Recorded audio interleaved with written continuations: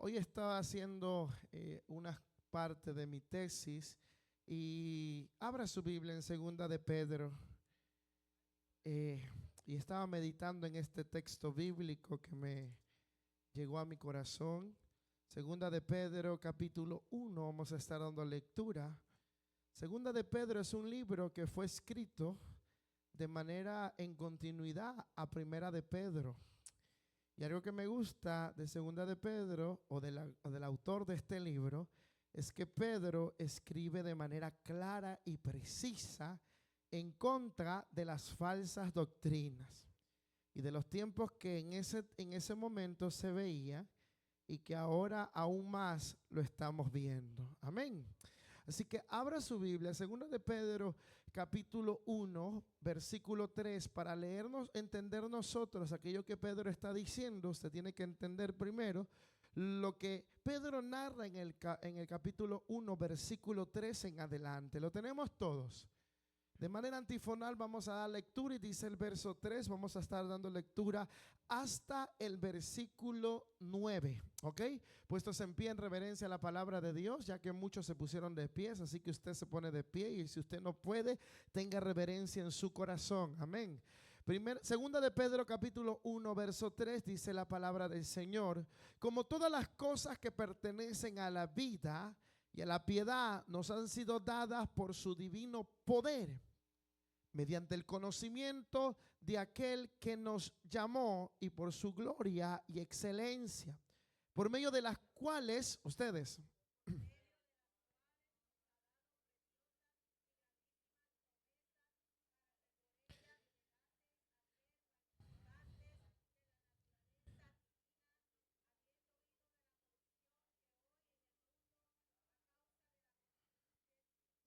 vosotros también, poniendo toda diligencia por esto mismo, añadid a vuestra fe virtud, a la virtud conocimiento,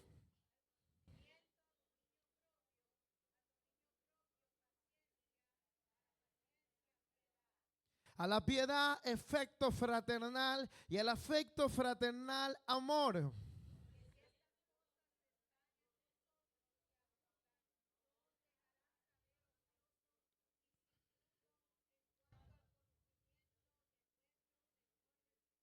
Todos unánimes en el verso 9. Pero el que no tiene estas cosas tiene la vista muy corta, es ciego, habiendo olvidado la purificación de sus antiguos pecados. Padre, gracias te damos, Señor. Permíteme predicar en estos próximos 15 minutos, Dios, y permite que esta palabra llegue a nuestros corazones de manera eficaz, de manera eficiente, y que tu palabra taladre nuestro corazón y nuestro espíritu. En todo esto te lo pedimos en el nombre de Jesús.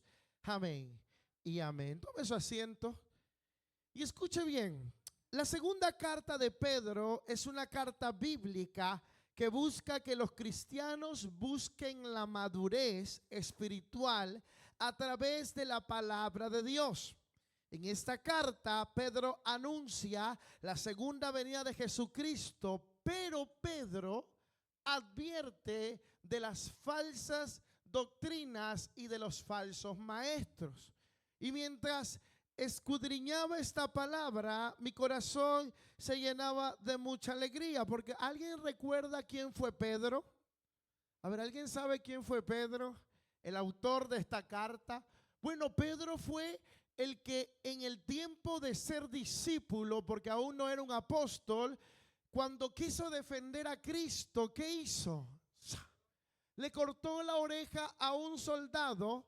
Pedro también es más adelante el que estaba dando por su vida por Cristo, cortándole la oreja a un soldado, pero de repente a Pedro como que se les descuadra todo y Pedro traiciona a Jesucristo. Y más adelante usted ve a un Pedro que después de haber sido discípulo regresó o volvió a ser lo que Pedro era antes, un pescador de peces y navegante.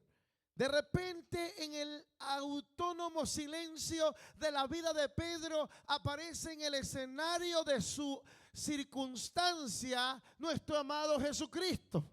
Y ese Jesucristo le dijo al apóstol Pedro, y usted ya lo sabe porque lo hemos predicado varias veces: Pedro, ¿me amas? Sí, Señor. Apacienta mis. Le vuelve a repetir y le dice: Pedro, ¿tú me amas? Y le dice: sí, Señor. Y le dice: apacienta mis. Jesús le hace una tercera pregunta y le dice: Pedro, ¿verdaderamente tú me amas?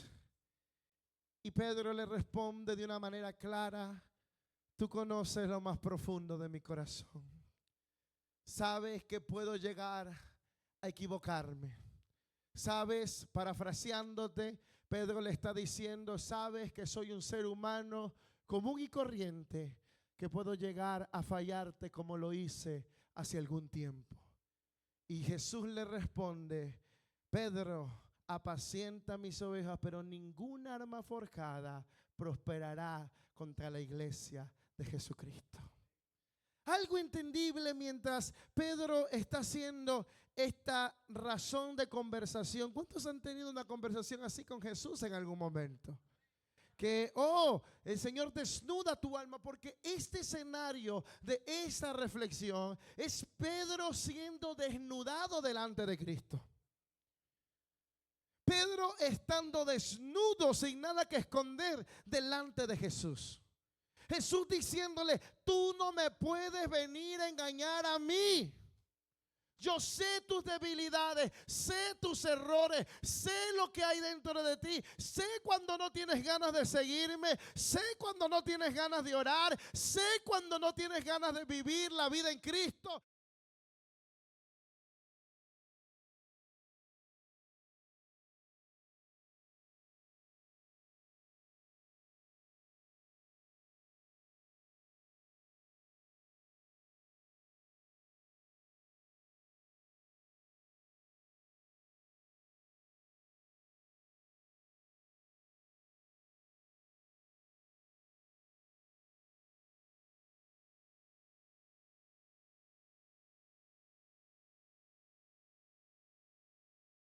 Fue escrita poco antes de que el escritor sufriera el martirio de su muerte.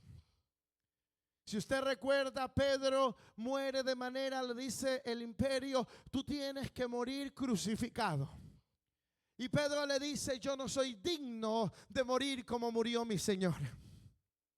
Es impresionante que Pedro en ese sufrimiento aún recuerda y le da esa comprensión de amor, de decir: yo no soy digno de morir como mi Salvador. Yo no soy digno de hacer lo que Él me ha llamado a hacer. Hermanos, Pedro está dando una ilustración clara acerca de quién le había salvado. Pero ¿sabe cuál es la mayor angustia de Pedro en ese momento? No es su muerte. No es que Nerón el Grande lo estaba persiguiendo. No es que Nerón estaba persiguiendo a los cristianos. No, esa no era su angustia. Su angustia era que las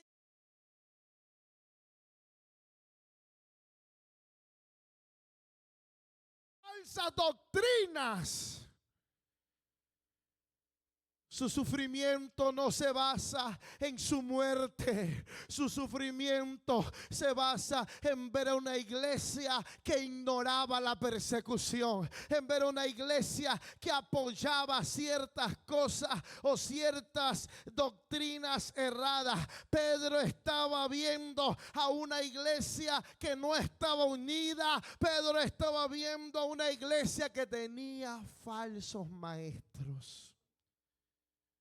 Ese era su verdadero sufrimiento. El sufrimiento de Pedro nace de ahí. El sufrimiento de Pedro, como escritor, dice: oh, si tú supieses. Mire lo que dice el versículo 1. Simón Pedro, y note la característica de esta carta, que Pedro no se presenta como el apóstol de apóstoles. Pedro no se presenta como el escogido de Dios. Pedro se presenta primero con la primera dignidad que todo creyente debería tener. Pedro dice: Simón Pedro, siervo.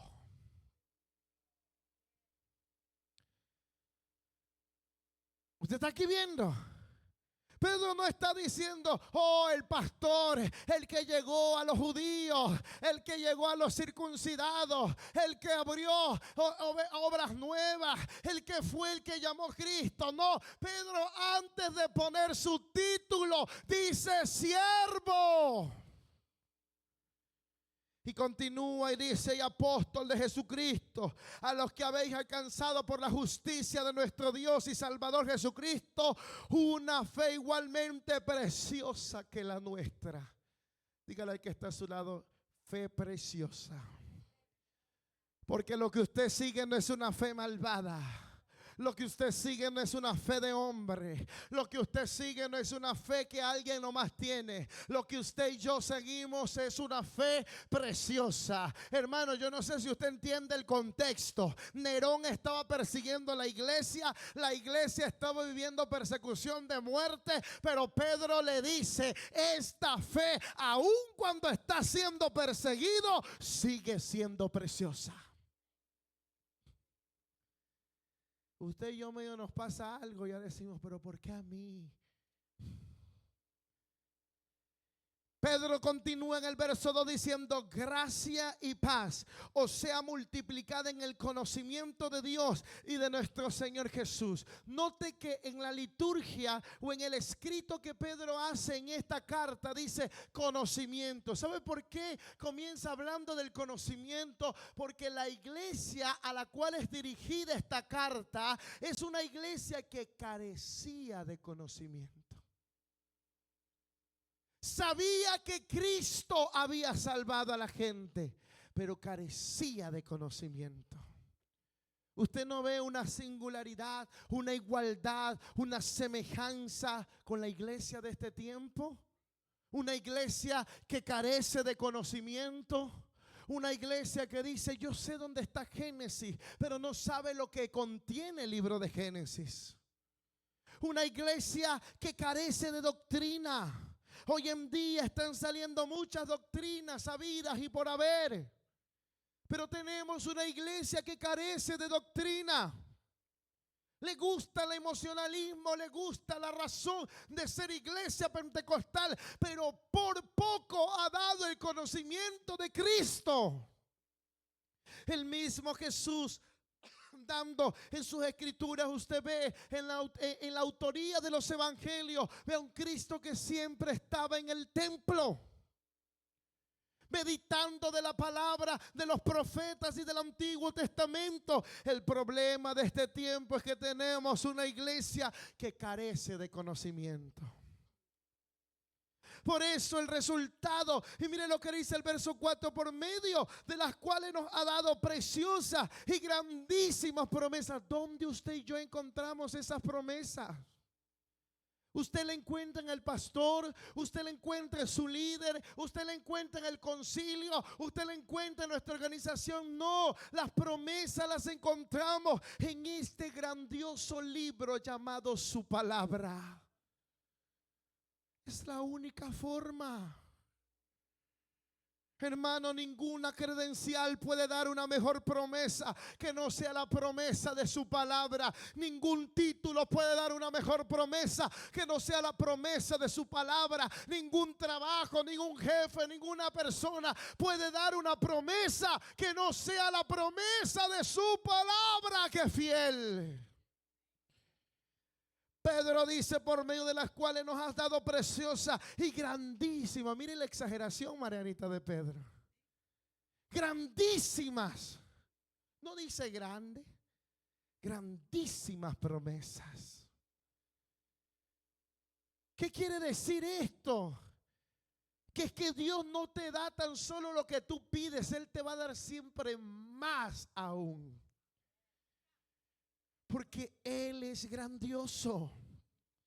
Y el texto dice en el versículo más adelante, declara, para que por ella llegases a ser participantes de la naturaleza. ¿Qué cosa? Léalo. Divina. O sea que nadie que no tenga conocimiento de Dios por medio de su palabra puede tener una naturaleza divina. ¿Usted está aquí? Wow, hermano, cuando yo leía este texto, entonces yo entiendo que hay gente en la iglesia que no tiene naturaleza divina. Porque mire lo que dice, métase en el texto, dice, para que por ellas llegasteis a ser participantes de la naturaleza divina. Nadie que no tenga conocimiento de la palabra puede tener una naturaleza divina. Por eso tenemos en este tiempo gente con naturaleza carnal, gente viviendo en la carne, porque no conoce la palabra del Señor.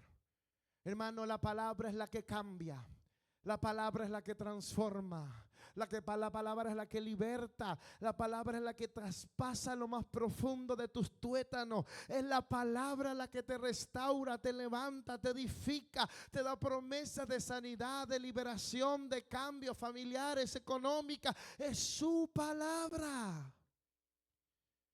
Por eso alguien que no está fundamentado en la palabra de Dios es alguien que perece en su caminar. Alguien que no está fundamentado en la palabra de Dios, viene cualquier viento de doctrina y se lo lleva. Alguien que no está fundamentado en la palabra de Dios, viene cualquier razón de ser humano y deja de amar a Dios y honrar a Dios como antes lo hacía. Cuando usted deje de orar, preocúpese, es porque usted ha dejado de leer la palabra de Dios. ¿Usted está aquí? Así que cuando tenga esos síntomas de falta de oración, vuelva a la palabra. Sí, hermano, porque la palabra te va a confrontar. La palabra te va a alar las orejas. Entonces, si tú estás bajo esos síntomas, o estás dopado bajo esta circunstancia, usted tiene que volver a la palabra. Vuelva a las escrituras. Porque la palabra es la única la que te... Mire lo que dice el verso. Mire, dice más adelante. Habiendo oído de la corrupción que hay en el mundo, ¿a causa de qué cosa? Léalo. ¿Qué dice ahí? Concupiscencia. La concupiscencia es toda cosa que se revela en contra de Dios. Es nuestra naturaleza humana revelada en contra del Señor. ¿Usted tiene concupiscencia todavía en su cuerpo? Bueno, le tengo una noticia. Mientras usted esté en esta tierra, esté en este estuche, tendrá concupiscencia. ¿Está aquí? Porque su concupiscencia, su carne y mi carne, es la que no quiere que ore. Su concupiscencia es la que no quiere que usted clame. Aquella circunstancia, escuche, aquella concupiscencia es aquella que no quiere que usted entre a amar a Dios. Porque nuestra concupiscencia no nos permite muchas veces ver a Dios de manera cerca. Y mire lo que dice el texto, verso 5. Vosotros también poniendo toda diligencia por esto mismo, añadid ¿qué cosa? A vuestra fe. Wow. O sea, me quedo solo en escalón de fe. Pero dice, no basta solo con fe. Necesitas ser virtuoso.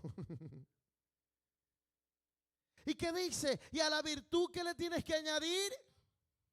Eso es como cuando usted va a hacer un sancocho, ¿verdad? ¿Qué le añade el sancocho? A ver, Joana. Pone el agua primero. ¿De ahí qué más le pone? Sofrito, la vianda. Pero no puede faltarte lo más precioso de ahí.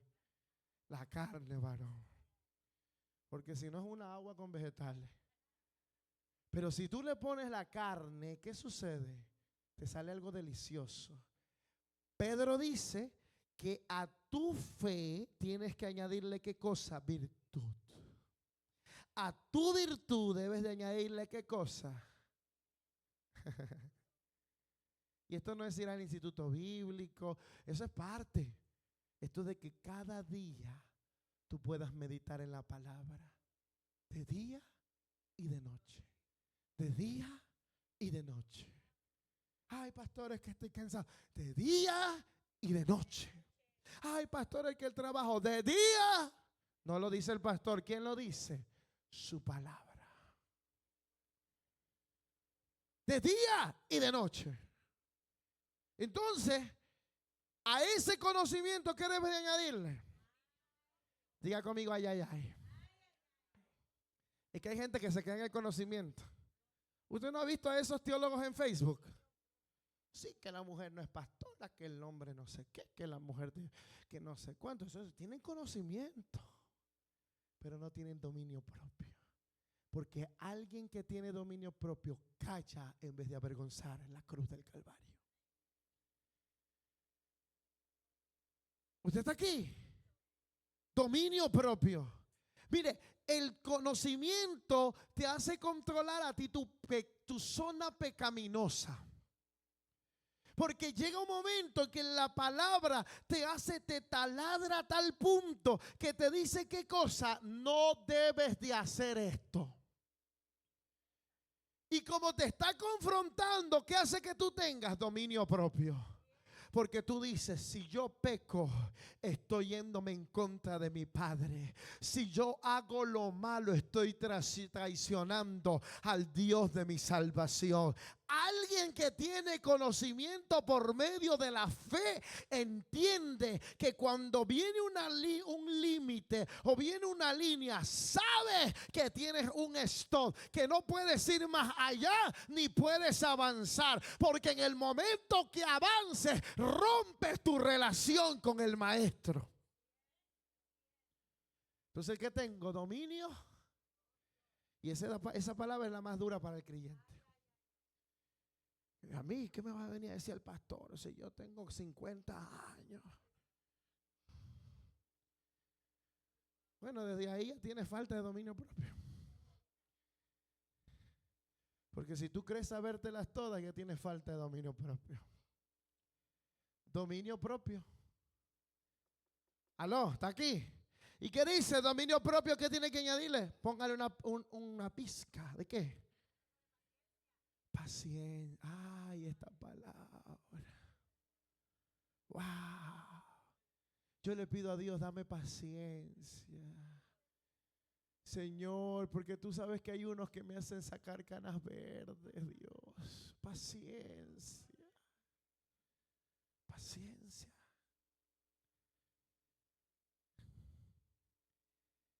¿Verdad que tenemos que tener paciencia en esta vida?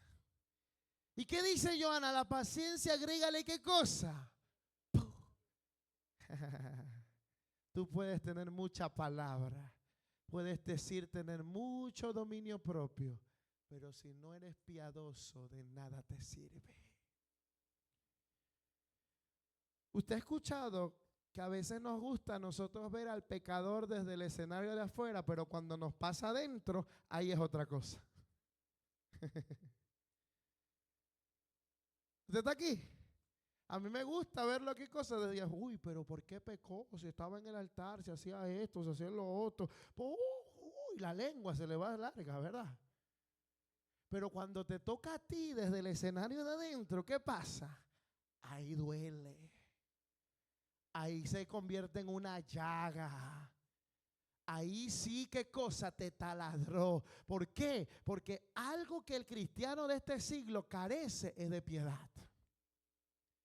Si ve que alguien cae, más lo pisa.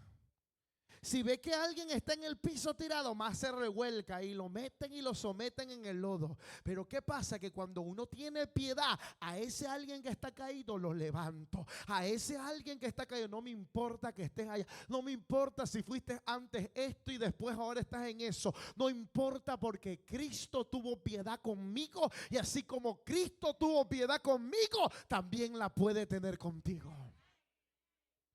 Piedad. Así que déjese de hablar. ¿Y qué dice? A la piedad, ¿qué tiene que añadirle? Afecto fraternal. Qué bonita palabra, ¿verdad? y al afecto fraternal. Gálatas 5 dice, todo esto se reduce o se resume ¿en qué? En el amor. ¿Cuántos aman a su hermano que está al lado suyo? Ay, así como es, ámelo. Así como usted lo ve, ámelo.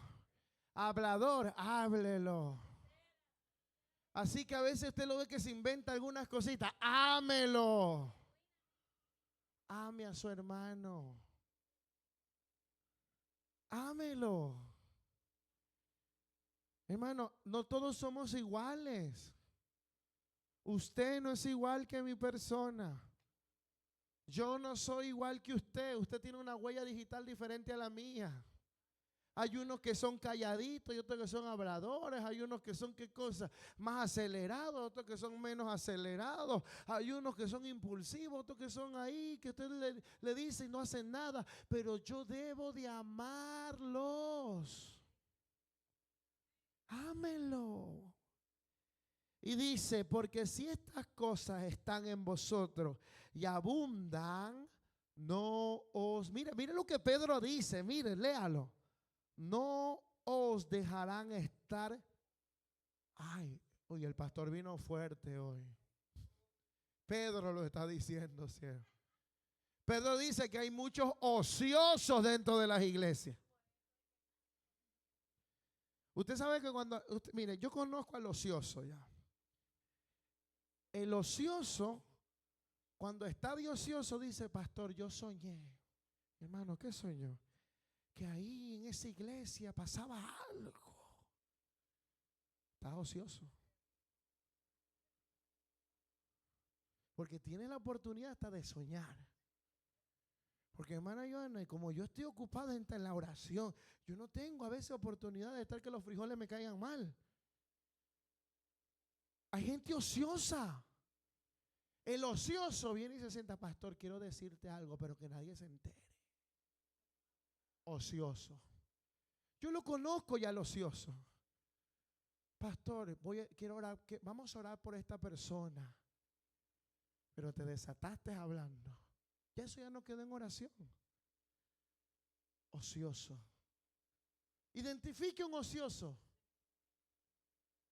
Identifíquelo. El ocioso no hace ni deja hacer. Mire, el ocioso no hace, pero el ocioso tampoco quiere que otro haga. Pedro está diciendo, si tú te ocupas en todas estas cosas, no vas a ser ocioso. Lea el significado. Roxana, Pedro se fue. Si Pedro estuviese aquí, algunos le hubiesen caído a tomatazo. ¿Qué le dice Pedro? Si tú te ocupas en todas estas cosas, no vas a ser un inútil. Hay una versión en la Biblia contemporánea, si mal no recuerdo, ¿qué dice el texto, reverenda?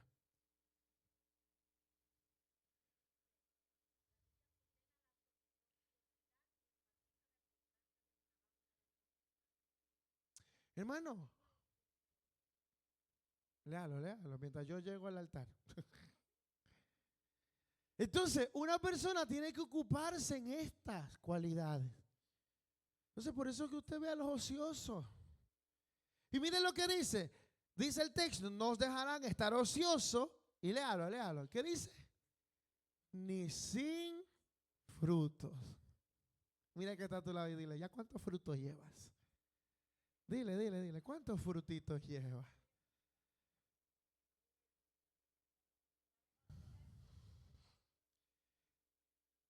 Mire, escuche, el que no se ocupa de estas preciosas y grandísimas promesas, no tiene frutos.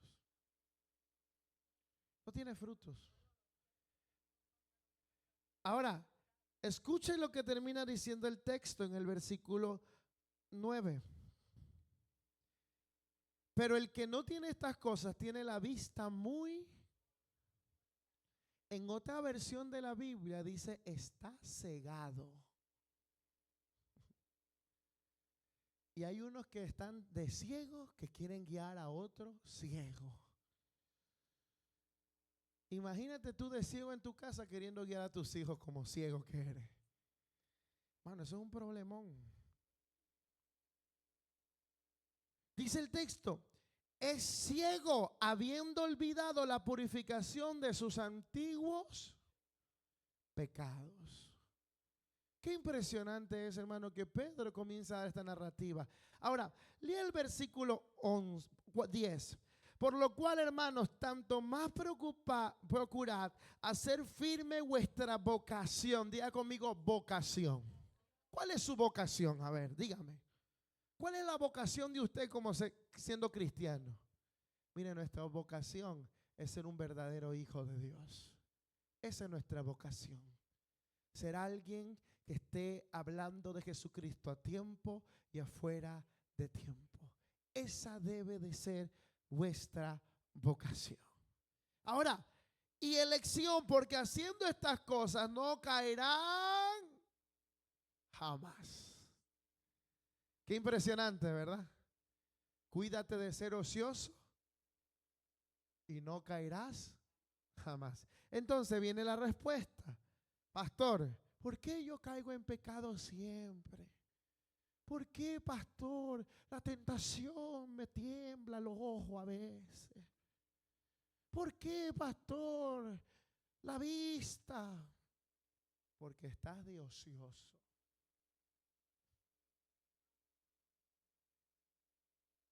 Porque estás de ocioso. Y como estás de ocioso, eres fácil presa para Satanás. Para que Satanás te arrime, te esconda y haga contigo lo que quiera hacer. Léalo, por favor, reverenda.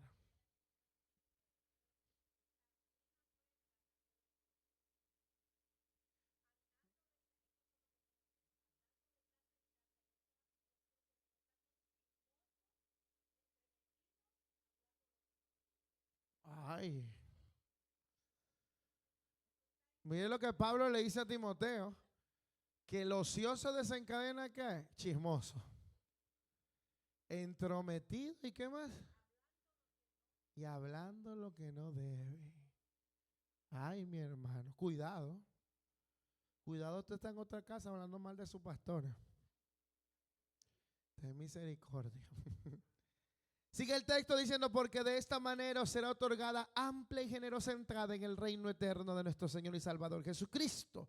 Por esto yo no dejaré, mire lo que Pedro dice, yo no dejaré de recordaros siempre estas cosas, aunque vosotros las sepáis y estéis confirmados en la verdad presente. Pues tengo por justo, en tanto que estoy en este cuerpo, el despertaros con amonestación.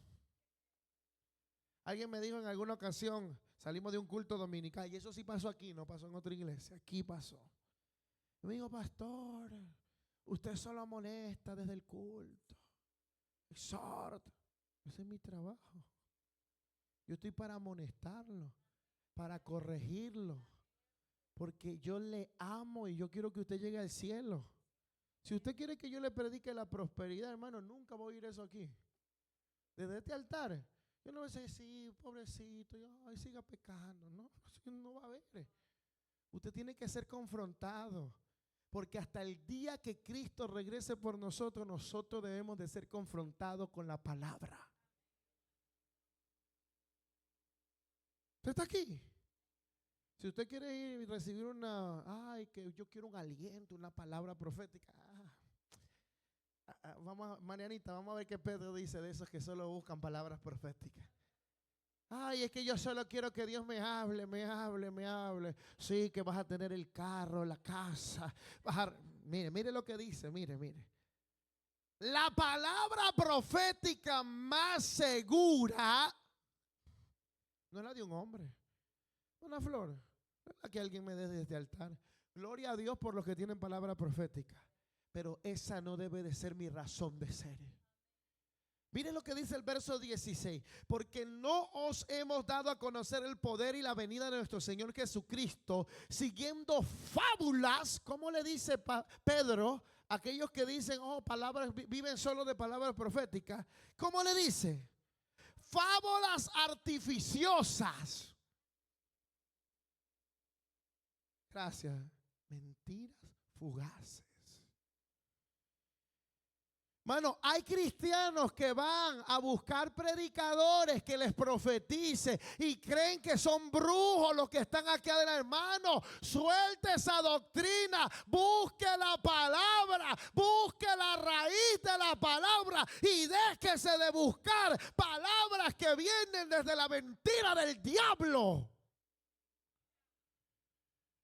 Que yo voy allá porque allá el Señor me va a hablar. Dios te habla cuando tú tienes un corazón genuino. Dios te habla cuando tú doblas tus rodillas. Dios te va a hablar cuando tú tengas comunión con Él. Tú no necesitas a un hombre para que Dios te hable, porque el mismo Dios que tiene ese lo tienes tú. Es el Dios vivo, es el Dios real, es el Dios que habla y seguirá hablando por los siglos de los siglos.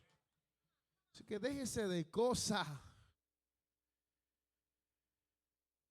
Pues cuando él recibió de Dios Padre honra y gloria, le fue enviado desde la magnífica gloria una voz que decía: este es mi Hijo amado, en el cual tengo complacencia. Y nosotros oímos esta voz enviada del cielo cuando estábamos en él en el momento santo, en el monte santo. Tenemos también la palabra profética más segura. Miren lo que dice Pedro.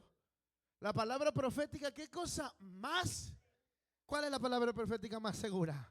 A la cual hacéis bien en estar atentos como una antorcha que alumbre en el lugar oscuro, hasta que el día esclarezca y el lucero de la mañana salga en vuestros corazones. Entendiendo primero esto, que ninguna profecía de la Escritura es de interpretación.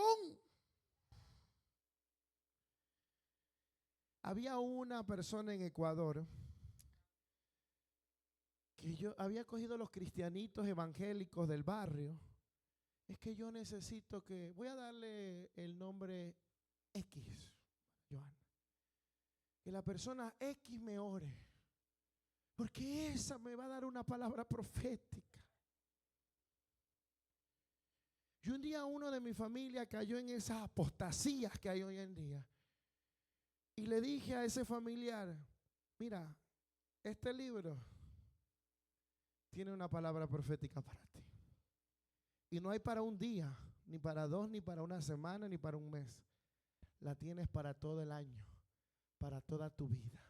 Solo ábrela, léela y vívela, porque ahí tienes la mayor palabra profética. La mejor palabra segura que tengas es esta. Hermana, hermano, mire lo que termina diciendo el texto. Ninguna profecía puede ser de interpretación privada. Ahora, porque nunca la profecía fue traída por voluntad. Wow. ¿Sabe qué quiere decir eso? Usted lee el Antiguo Testamento. ¿Cuántos han leído el Antiguo Testamento? ¿Qué pasaba cuando Samuel entraba o llegaba a la ciudad? ¿Qué sucedía? A ver, ¿usted ha leído el Antiguo Testamento? Mano, Francisco, la gente no quería ni que Samuel llegue. Porque el profeta, mire, es que Samuel llegaba y el profeta es como que Dios llegaba. Escuche esto, hoy en día surge esta corriente de que sí, los profetas. En mi época, hasta cuando yo crecí en el Señor, allá cuando tenía 11 años, 12 años, que un profeta llegue a la iglesia y que te señale con el dedo era ya que te iba a decir tu vida entera. Hoy el profeta, Marianita, te dice lo que vas a tener, los carros, el aire acondicionado que tienes en la casa. Y A, B, C, C. Y entran en un camino neutral. Yo no sé qué es que les pasa ahora. Es que veo un 0, 0, 0. Y veo la H. Hermano, cuídese de esos apóstatas. Cuídese de esa gente que en vez de ser gente de inspiración es gente agorera, adivina. Bueno, tenga mucho cuidado. Miren lo que dice Pedro. Ninguna profecía es traída por voluntad humana. Si Marianita lo que está diciendo es que toda profecía va en contra de tu voluntad. En contra de nuestra voluntad. ¿Usted se acuerda cuando el Señor usó al profeta para confrontar el pecado de David? David quería que le saquen a la luz el pecado. Pero el profeta fue y le dijo, mira, ¡ay, has descubierto mi pecado! Porque ningún hombre humanamente quiere que un verdadero profeta le desnude su alma. Eso es lo que pasó con David. Le desnudaron el alma. Y hasta se lo dio un cuentito, una anécdota. Allá tú mandaste a uno. ¿Y qué tú harías, David? Francisco así le dijo, ¿verdad? David, ¿qué tú harías en esos zapatos? Justicia, pues, profeta. Pues ese eres tú.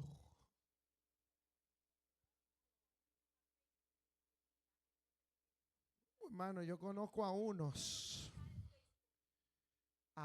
conozco que registran el Facebook para después adivinar lo que está pasando en la iglesia. Tenga cuidado. Su mayor palabra profética es esta. No se deje engañar por esos que andan queriendo lucrarse del evangelio. Dice el texto y termina, sino que los santos hombres de Dios hablaron siendo inspirados por el Espíritu Santo. ¿Y cuál es la inspiración santa? La palabra de Dios. Dice que la palabra es inspiración divina dado a los hombres para con nosotros. ¿Cuántos dicen gloria a Dios por esa inspiración divina? Cuídese, amado hermano. Estamos viviendo tiempos difíciles. Póngase de pies. Estamos viviendo momentos duros, iglesia. Y se están confundiendo. Hoy nuestras generaciones están confundiendo la palabra profética. Hoy nuestras generaciones están confundiendo el poder del Espíritu de Dios con emocionalismo. Hermano, el poder del Espíritu Santo produce cambios. El poder del Espíritu Santo produce convicción de pecado. El poder del Espíritu Santo cada día te trae al arrepentimiento. Pero no es solo saltar y brincar. Estoy dando una clase de instituto bíblico llamado Una iglesia bajo el poder del Espíritu Santo. La verdadera iglesia bajo el poder del Espíritu Santo es una iglesia que conoce la palabra de Dios. Es una iglesia que estudia la palabra. Es una iglesia que la vive y que la abraza. ¿Quieres ser lleno del Espíritu Santo? Estudia esa palabra. ¿Quieres que los milagros te sigan? Estudia esta bendita palabra. ¿Quieres que el Espíritu Santo te visite en la madrugada, en la mañana, en la noche? Habla y estudia la palabra. El Espíritu Santo no viene tan solo por un predicador. El Espíritu Santo está en ti, está en tu casa, está en tu monte de oración. El Espíritu Santo habla, visita, toca nuestro establo, te hace temblar, hace sentir fuego, caliente, hielo. El Espíritu Santo sigue siendo el Espíritu de Dios. Yo no necesito ir a un servicio para que el Espíritu Santo me avive. Yo necesito ir a mi altar de oración para estar avivado. Es que hay personas que dependen de un servicio dominical, que dependen de una convención, que dependen de un culto seccional. No, necesitamos volver al altar de nuestros hogares. Gloria a Dios por las convenciones, gloria a Dios por los cultos dominicales, seccionales, etcétera. Necesitamos ir al altar de oración para sentir el abrigo del Espíritu Santo.